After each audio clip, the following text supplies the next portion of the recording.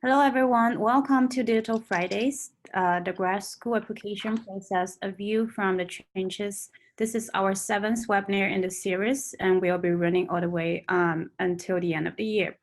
My name is Sichitu. I'm a Futures Initiative Graduate Fellow, and I'm with my colleague, Kashima Hutchinson. And now Kashima gonna introduce Daniel Gorman Jr. Hello, everyone. Daniel Gorman Jr. is a history PhD candidate at the University of Rochester.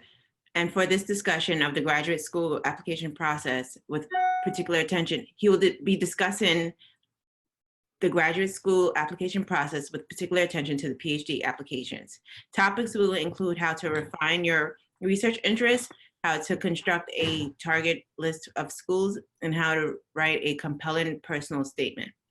In his own studies, Gorman specializes in U.S. religious and cultural history in the 19th and 20th centuries.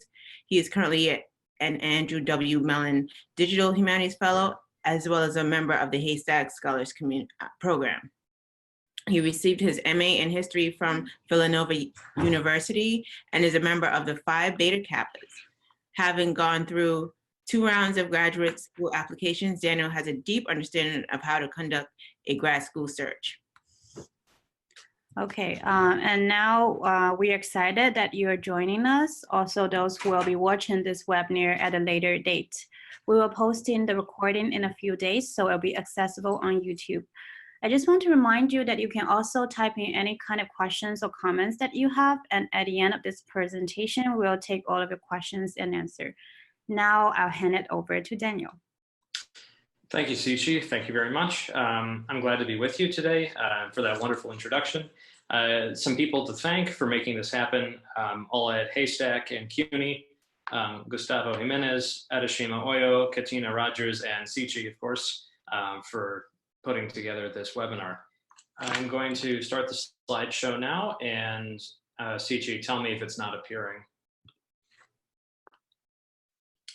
All right. The grad school application process. In my case, I applied to graduate schools twice. The first time was when I was a senior in college. I applied to 12 PhD programs and 1 master's program. I got into none of the PhD programs, but I did get into the master's. The second time, 2 years later, I applied to 13 PhD programs, and that time I got into 3 and was waitlisted at 1. The important thing to remember is all you need is 1. And I've heard many friends say that. I've had friends who applied to multiple schools only to finally get that one, that one acceptance, and they're in business. So having been in the trenches of applications twice and having to juggle dozens of files that need to go to the correct university, in the correct format, in the correct file size, this is what I've figured out.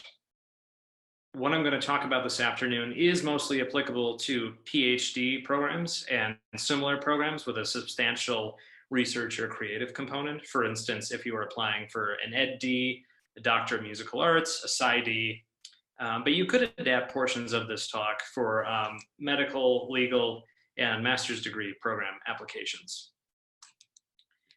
So some references for further reading. I do recommend Donald Asher's Graduate Admissions Essays, 4th edition. That's the most recent version. The book is useful because it contains examples of actual application personal statements that have gotten students into schools and in a variety of disciplines, PhD as well as law school, medicine.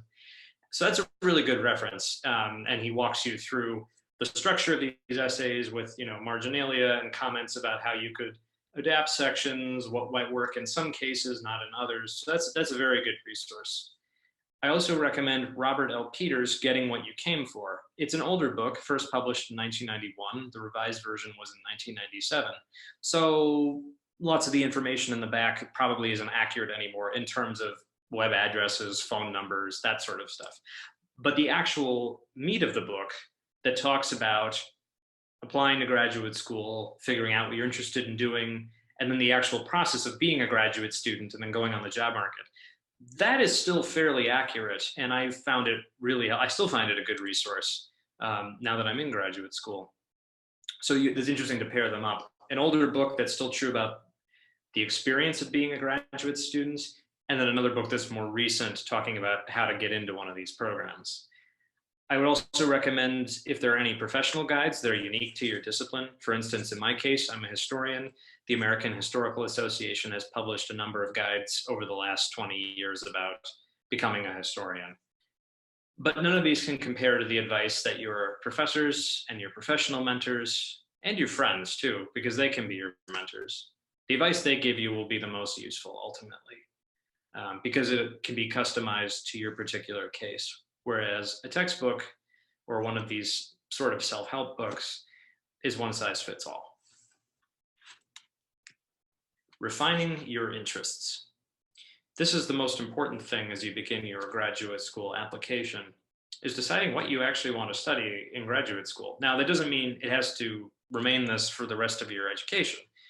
You're constructing a plausible fictional version of yourself. This is something I could do in graduate school, and that I'm genuinely interested in doing. So as you start to refine your interests and think about applications, you may want to study a subject you're already studying in greater detail, or it might be a subject you want to begin studying. You may want to change course and try something new. So as you start figuring out what you'd like to study in graduate school, it's important that you talk to mentors, teachers, friends, other scholars you may have met, or fellow students, or your own students if you're already a teacher and are going for additional training. It's also important to think about key works or research projects in your field that have resonated with you. And to find these, it's good to read widely, not just academic literature, but also reading in the news, university newsletters, things of that sort, to find out who's working on what and what speaks to you. Now, if you haven't done a lot of reading of academic literature, that's okay. Same with if you've never worked on a real academic research project before. But you have to at least read a bit about them to figure out what are some questions that interest you that you could see yourself working with in graduate school, even if you haven't done something like that to date. It's also important to think about any academic research you may have done and to think, would I want to continue with this? Would I want to adjust it? Is there a piece I'd like to take and go off in a new direction? So a lot of reading goes into this, electronic as well as print media.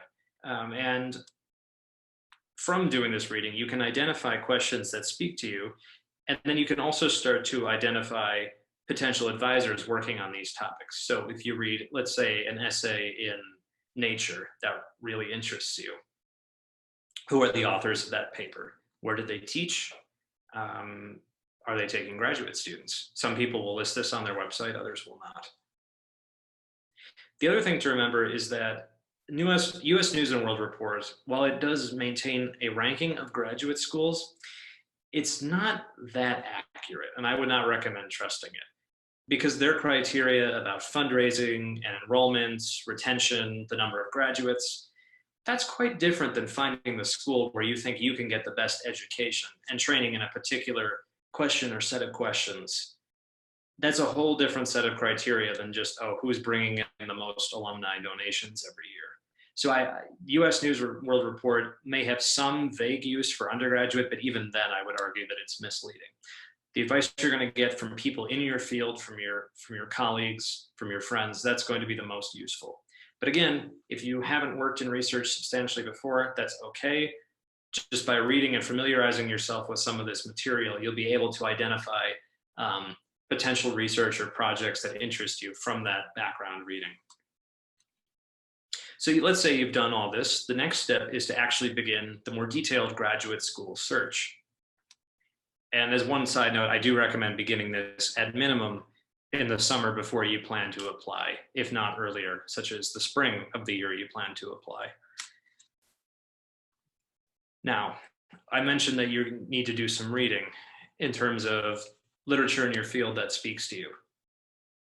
So look at where the authors of this literature currently teach.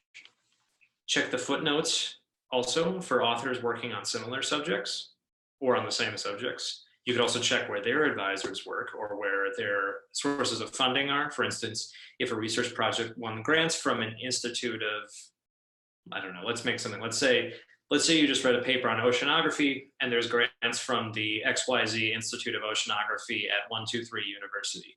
Then you would know, oh, 123 University allocates assets to support this kind of work, then maybe that's a place I should look to apply.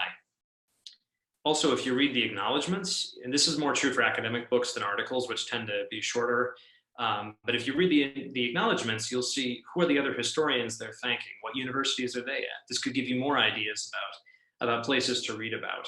This doesn't mean you're going to apply to all these places, but it's good to cast a wide net initially, and from that, from your reading and a lot of Googling, you can whittle it down to programs that actually interest you. So Google is a great resource because you can look up universities, also get into department websites, and then you really have to get into the weeds of department websites. Look for graduate handbook, look at faculty profiles, because not all this material is necessarily going to be at the top of a Google search. This might be the information that you find on page 4 or 5 of Google. So it's much easier eventually to just go to the department website, dig through that, find the information you need. Now, as far as schools go, you should look at everything a school has to offer. Not only your target program, but also library resources, research institutes, as I mentioned, opportunities for grant funding or extra professional training. Do they offer health insurance? Is there a student insurance plan? Is that covered by your stipend? Or would you have to get it yourself? What kind of amenities are there? For instance, are there gym facilities that are open to graduate students? Are there any graduate student groups, athletic, cultural, et cetera, that you could avail yourself of? Overall reputation of the university matters, but not as much as with undergrad, because, for instance, universities may have research strengths in particular fields, even if overall they're not considered, a tier 1 university. There's a lot of academic pecking order that comes into play. Again, the best place for you may not be the most famous school, but it may have the right people doing the right work, working with the right questions. So it's all about finding that good fit for yourself to the program, and more specifically to your potential advisor. Because in a lot of ways, this is like an apprenticeship. You're going to be posted with this scholar or several scholars to be trained in their approach to doing whatever your discipline is for several years. So you want to have a good fit if possible. Also, when you're looking at universities, you should think about, well, first of all, read and then think about the university's strategic priorities. Are there any areas they want to invest in the next few years that could benefit you? For instance, if you're interested in data science, a university that's opening a new institute in data science would probably be a good place to apply, because it shows that they're allocating resources toward the field you want to study. Also, it's worth thinking about if the university has any major political controversies that have gone on. I'm not going to get into detail about what those controversies might be. We all read the same news, watch the same television. You can probably think of a few universities off the top of your head. But even then, just because a controversy is happening at a university, that doesn't apply to everyone at that university. There might be a problem in one place, but you could still certainly go there and be a part of another department and find that things are perfectly fine for you. But these are all things you should think about as you go into the search. Now, the thing about public universities is that they often have less funding overall than private universities, since their budgets are approved by state legislatures. But the flip side is that public universities are more likely to have graduate student unions, which will mean standardized policies and benefits. That may appeal to you more in some respects than going to a private university that does not have a union, and therefore there might be more disparities between programs. Also, when you're reading about departments, it's good to review faculty first and foremost, but also read about any particular laboratories, ongoing research projects, or regular recurring seminars and extra training. This tells you about the culture of a department. And again, the kinds of topics that they're allocating resources toward. But again, faculty is the most important. Finding that good faculty mentor who's going to sign off on whether it's your dissertation or your thesis or a creative portfolio, whatever the thing is that you're going to produce in graduate school, you want to find a good advisor. This is not as much the case in law school and medical school, since those are operating largely in lecture style. But there are opportunities to do research, original research at both medical and law school. So again, depending on initiatives at a particular university, if there's a certain legal clinic, for instance, public interest law, or if there's a university medical school that's really well known for geriatrics, pediatrics, endocrinology, depending on what you're looking for, that might be a good place for you to apply, even if it's not so much a one-on-one advisor-advisee model as with the PhD. Now, as you review programs, it's important to take note of two things. First of all, the stipend and the health insurance that a department are willing to offer or not offer. I would not advise anyone to begin a PhD without funding. Funding is less common for master's degrees, but it is out there. And there are a number of medical and law schools that are moving towards significantly discounted tuition. So the financial component is the second most important thing after finding a good mentor, a good potential mentor. Travel funding is another financial issue to consider. Does your university or your department, either way or both, provide competitive scholarships that you can apply for to support your conference and research travel? Now, as you're looking for this information, a graduate handbook, usually in PDF format, is an excellent resource.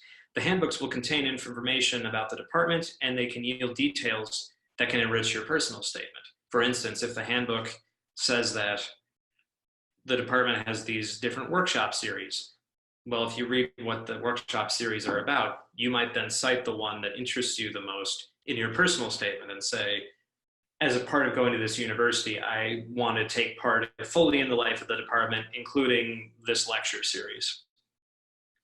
Library resources will also be useful. And this is helpful, I think, regardless of discipline. Regardless of what you want to study, you're going to have to do intensive studying, intensive research, perhaps creative work, especially in the arts. You're going to need a library at some point in your tenure, whether you are accessing electronic papers from the latest scientific journal, whether you're running down a rare scholarly book, whether you're looking for a musical score, you're going to need some kind of library support. So what's the library like? Do they offer workshops to help graduate students do research effectively? What are they known for in terms of their collections? Especially for people going into the humanities or social sciences, does the library at this university have a particular collection of historic documents or an artistic collection that you would want to use in your research? These are details to put in your personal statement later. I want to go to this university because I want to study this issue using these documents that you conveniently have. Similarly, you may want to consider IT and computer skill resources. For instance, does the university offer training in software that you're not familiar in using? This is true for the humanities as well as the social sciences. For instance, at my own university, we have, I believe the acronym is CIRC, the Center for Integrated Research in Computing, and they'll host workshops that are open to the university community about structuring databases, about web scraping, all kinds of technology. Again, more fodder for the personal statement. The last thing to think about is lifestyle, because in some ways it's not unimportant. You have to live wherever you go, but the focus here is not the same as undergraduate. The focus is on your research. Graduate school is like a job. So you're not going to have the free time for clubs and extracurriculars that you had when you were in college. Still, it's important to be healthy and to stay sane in graduate school. So take a look. Does the university have a counseling center? Does it have a chapel? Does it have graduate-friendly clubs? Is there a gymnasium, or can you get a pass to a local gymnasium? What things are there to do in the local area? Also, what is the cost of housing? Because you have to live in graduate school, and many universities do not offer graduate dormitories or apartments. Now, as you're looking for all this information, don't be afraid to write professors to ask if they are taking graduate schools in a given year. I'll admit I got pretty shy about doing it, and I probably didn't email as often as I could have. If I'd written to some prospective advisors who interested me, I probably could have saved some money on and reduced the number of applications I actually sent in the end. You can also email current graduate students to get suggestions from them about their departments. Now, you want to be tactful when writing these emails.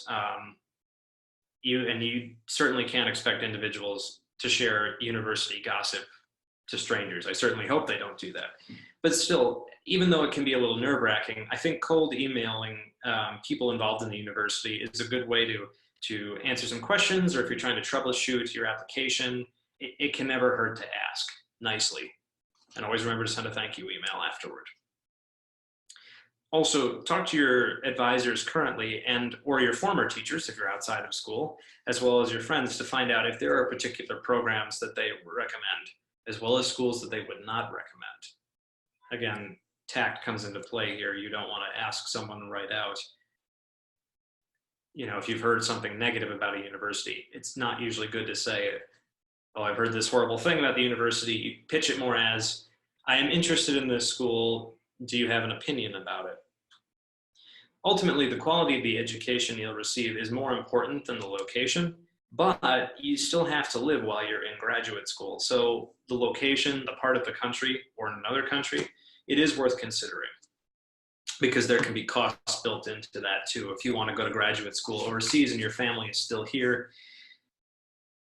you know, plane tickets across the Atlantic or the Pacific get expensive pretty quickly. As you're working on your applications, I recommend either filling out a large Word document or a Microsoft Excel spreadsheet or equivalent software to keep track of all these variables. You could have a column with the universities and then going across all these different things I mentioned: program, stipend amount, health insurance, advisor name, down the list.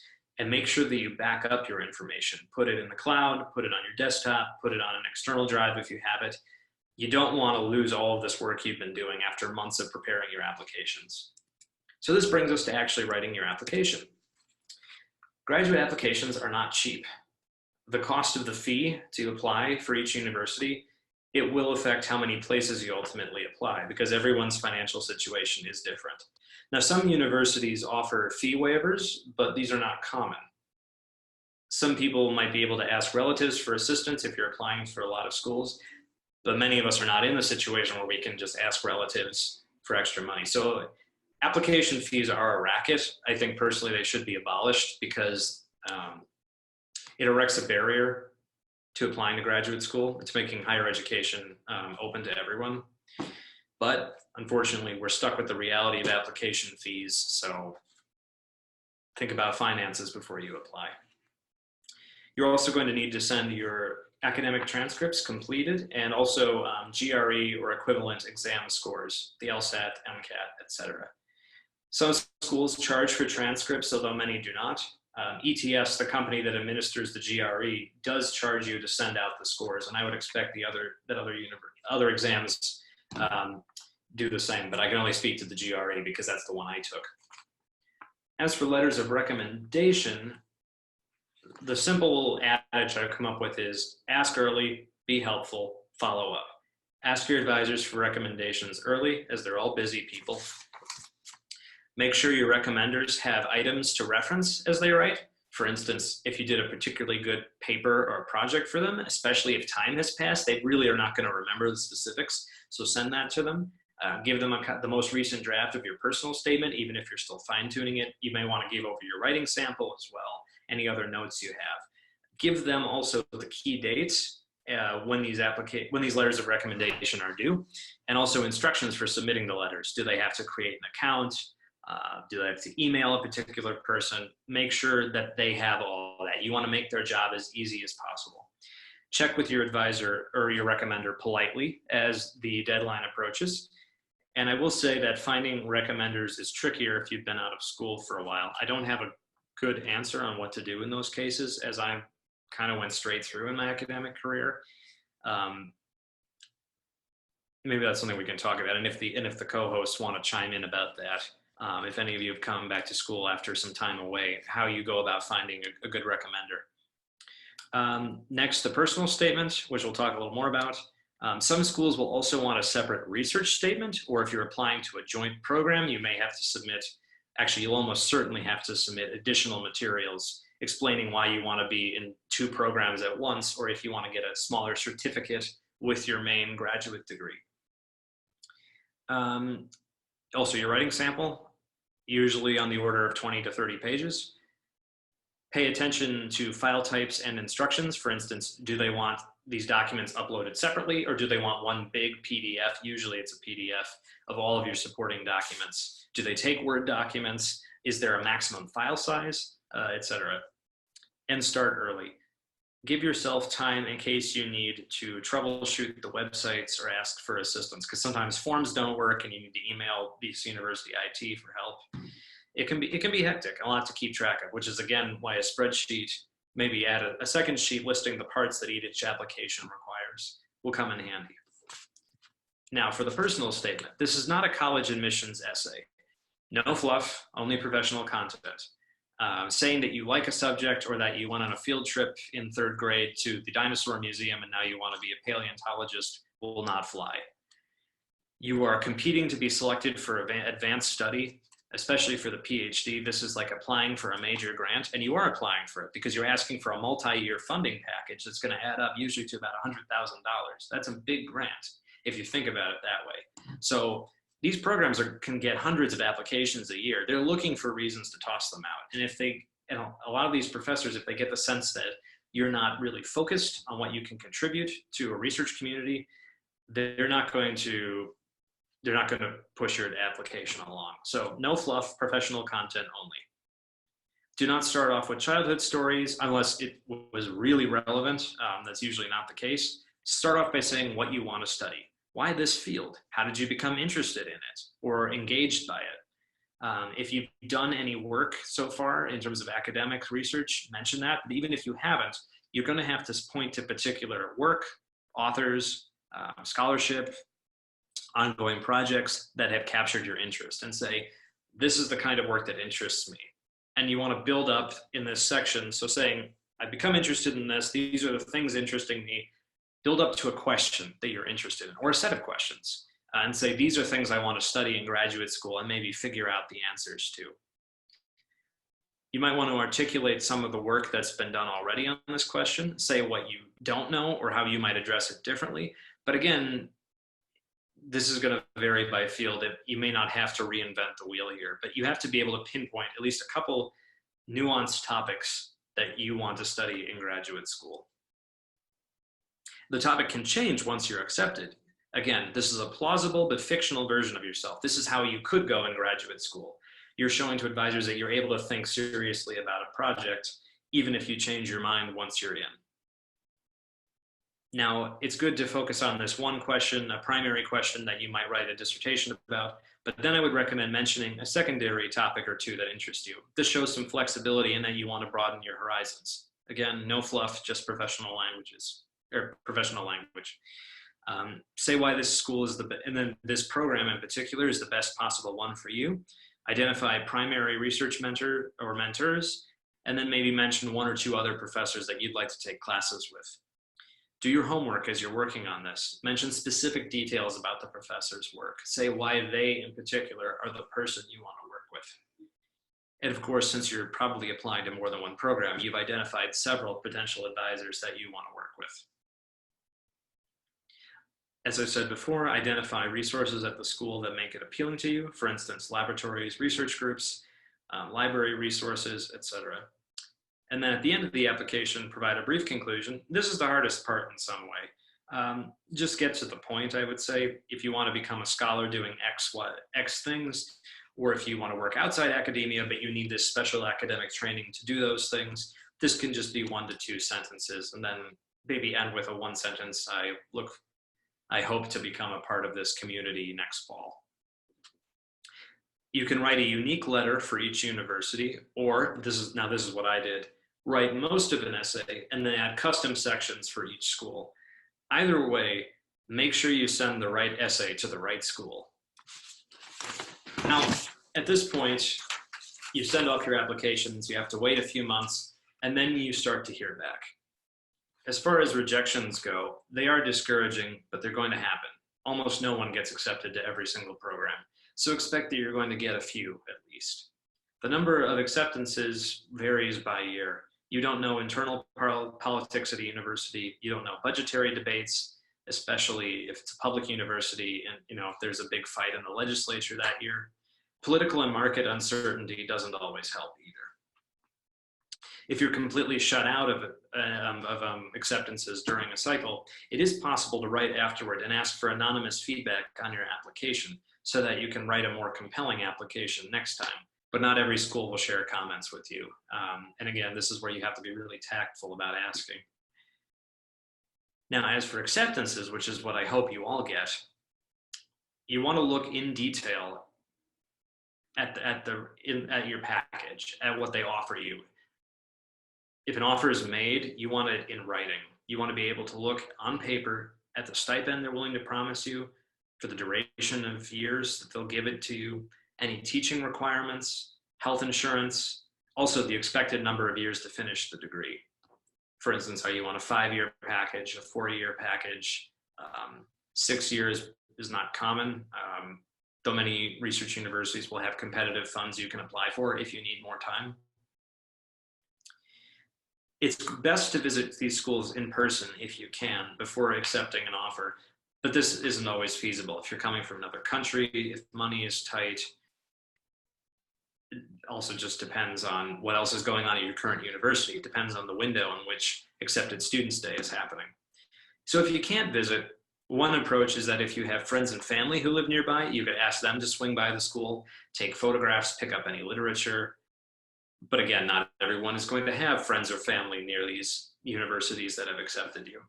So in some cases, you may wind up just going on the website. Still, if there's any way to visit in person before attending, do that. Don't forget to send a written statement to every school that admits you, either declining or accepting their offer. Often, declining an offer can be done via email, but you will likely have to submit hard copy forms if you're accepting an offer. Start looking for housing early, because all these other graduate students coming in will be doing the exact same thing. Now, again, online resources and friends and family are great aids, but ultimately you will have to pick the place where you're going to live. Again, if you can visit the place in person, that's ideal. This is not the case for everyone, so you may wind up going offline.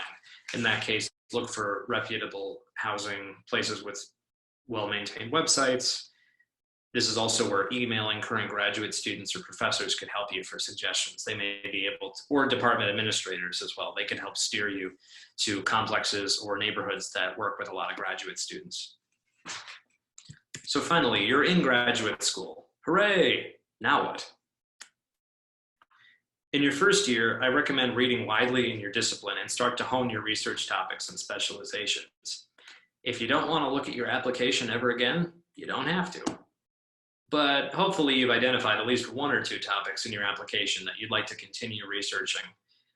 Your interests will surely change. I know mine have since I've started graduate school. That's okay. But read widely. Watch lectures online if they're in your subject. Start to figure out what you want to do. Find a supportive and respectful advisor. Now, this may take trial and error. Many universities in the sciences will have lab rotations where you try out different laboratories before you pick the one you want to work with.